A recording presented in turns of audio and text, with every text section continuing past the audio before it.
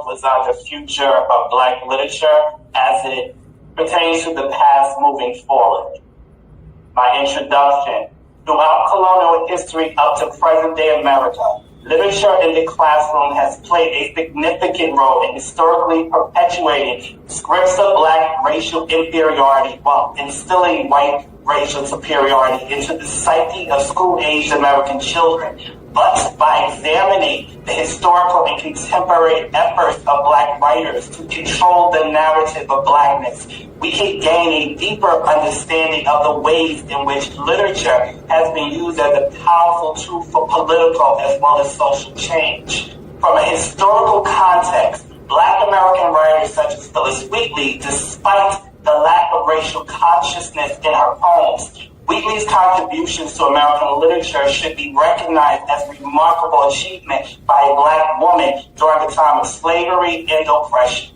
But yet, even to this day, there is an ongoing struggle for Black writers to control and retain ownership of their own narrative while challenging the dominant cultural representation of Blackness, which tends to view the Black body through the white gaze, which has always been rooted in exploitation, such as themes ranging from racism, slavery, and social equality. We must never overlook or underestimate the less dominant Black gaze, while the focus tends to be on the white gaze as a reinterpretation of Black identity. Part 1. Examining the intersection of oral histories. Oral history provides a fuller, more accurate picture of the past by augmenting the information provided by public records, statistical photographs, maps, letters, diaries, and other historical materials, creating a historiography of Black culture and the transatlantic people and how we as African diasporic people are interconnected, but also to look critically at how we are interconnected while identifying the direction and questioning the Black narrative as it is being written, while also connecting the misinterpretation through pejorative stereotypes and exploitation of the Black body as it's viewed through the white gaze, and redirecting its gaze from its westernized depiction into a more objectionable depiction that ventures away from its current monolithic interpretation of Black culture, rather than that of the excellence, whether in the motherland of Africa or abroad. In spite of the enslavement of Black people, we remain resilient and inspired. Just imagine a world in which Black people didn't exist. Everything that is being appropriated today in popular culture is that of African culture, and in some cases misappropriated and stolen from Black culture, which again becomes systemic. The theft of Blackness through the language of whiteness, and this is what must be protected at all costs. Which brings to mind honoring Black authors, Bernice McFadden, whose use of Black experience drawn from historical context, not being told, breathing life into weightless pages that move without fingertips, Black lives that now matter because it's being referenced through names becoming familiar because it's being used as reminders, such as Harlan, a name from her grandfather, a photo shared on the cover of her book, The Book of Harlan.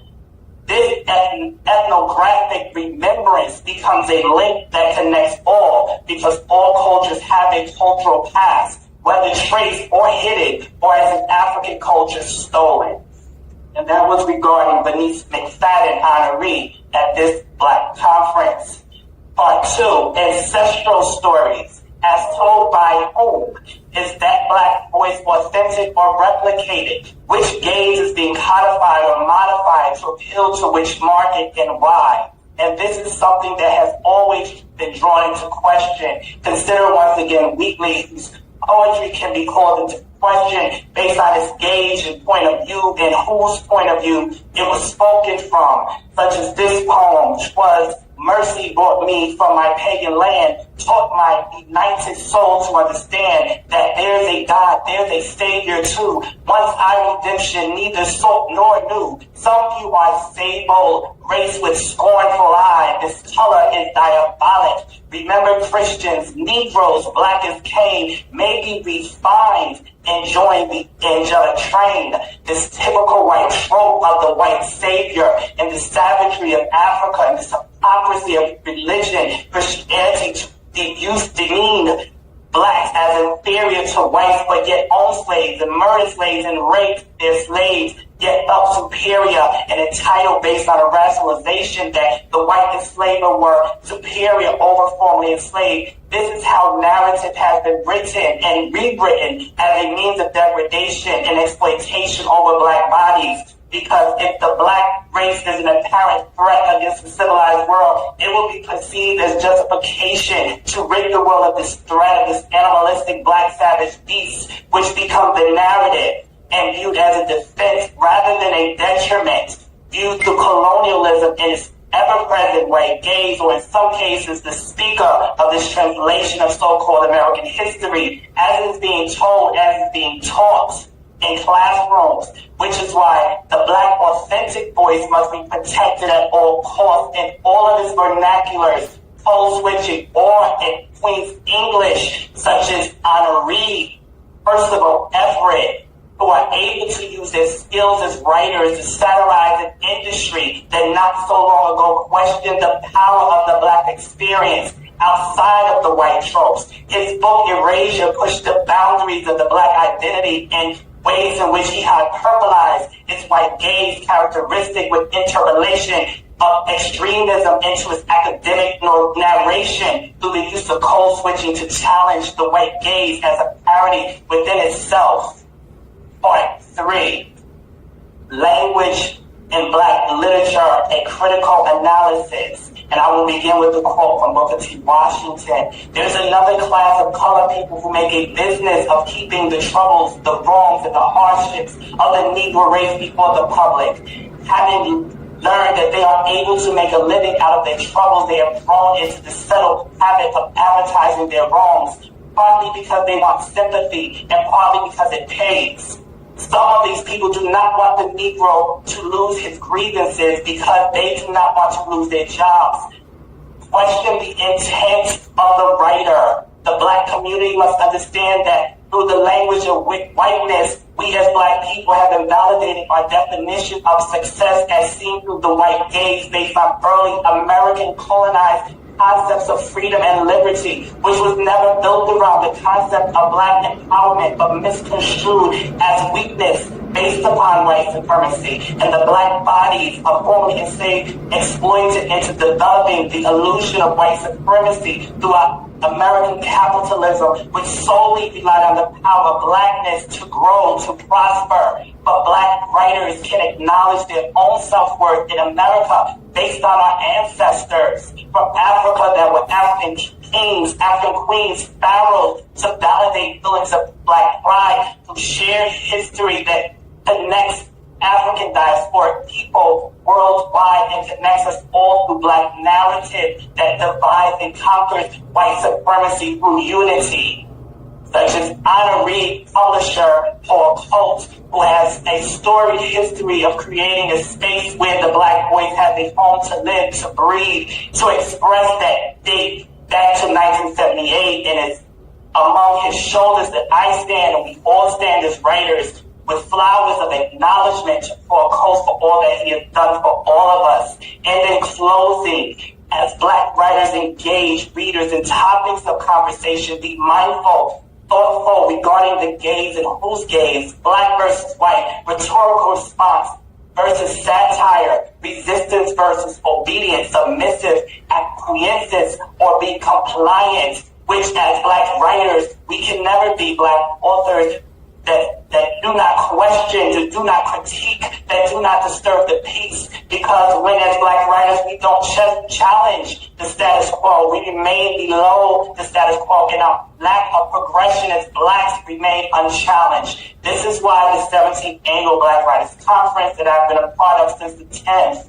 is so necessary, so that we have open conversations regarding our place in this world, this literary world, this publishing world, and our seat at the table that we were not always accepted at. We're now given. We must take that seat with stories in hands and mouth on tongue, so that Black voices is the first and the last voice in ears, as our Black gaze becomes the narrative that's spoken, rather than in its white counterpart, such as Honoree, I might be pronouncing that incorrectly, but Neil Joseph, who speaks truth to power, challenging false narratives of Black people, forcing America to question itself and its own constitution, its own so-called liberty, and its own hypocrisies. It's our own unwillingness to speak reality, yet celebrate fantasy as if it's real, not fiction.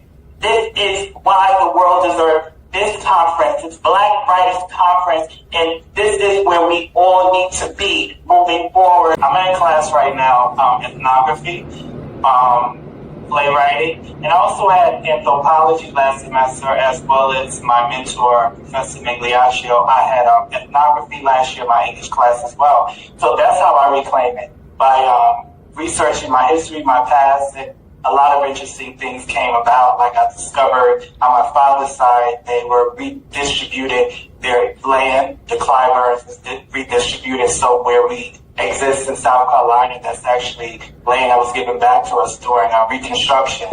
So through channeling my own history and digging into my own past, I'm able to bring a sense of truth to my narrations, to my playwriting, to my poetry, because I'm learning my own history, my own DNA through researching my own past through ethnography. And that's how I kind of claim my identity and my cultural history, and reclaim the theft that was taken culturally, and reclaiming it.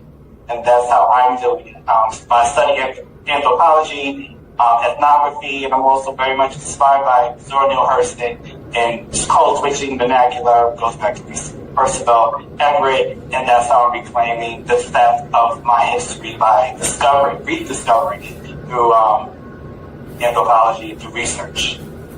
There was a question there regarding Native Americans, and I guess it's something that I didn't point out. I'm actually Afro-Native, so I'm actually part Native American. My grandfather's Native American. On my mother's side, my mother's father's Native American. So very much, when I speak, it's not just for the voice of the Black American, it's also for the Native American as well, because that's also my history. Where do I believe we should move forward? Voting. I agree with the voting. We shouldn't be silent, stand up for our rights, make sure our democracy is protected. Black women, Black people, I believe we should mentor youth, speak to the youth to make sure you protect the youth, that the youth know who their strong role models need to be, and change that direction of what that powerful role model or leadership is, possibly currently, depending on, I guess, whom young people choose to be inspired by. And education, I'm more about education and ownership of the Black narrative, whether it's through publishing, whether it's through media. And that's where I stand. Ownership, Black leadership, Black unity. And even though I'm saying Black, I'm Afro-Native, so every bit as much about the Native American voice. When you hear my voice, it's not only Black, it's also Native American. Thank you very much.